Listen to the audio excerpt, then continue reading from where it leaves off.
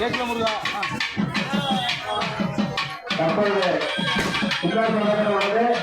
சட்டநேரத்தில் விமானங்களுக்கு விடுதலை தயவு பண்ணி வீட்டில் இருக்கிற வீட்டு குடும்பங்களோடு கிராமங்களோடு நாட்டாளர்கள் முன்னாள் நாட்டாளர்கள் தயவு செய்து குறைபடுவார் அப்படி வருகின்றோம். இன்னும் சட்டம்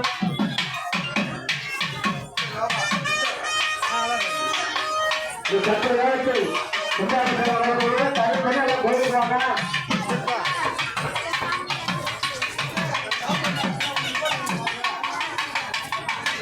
வேணா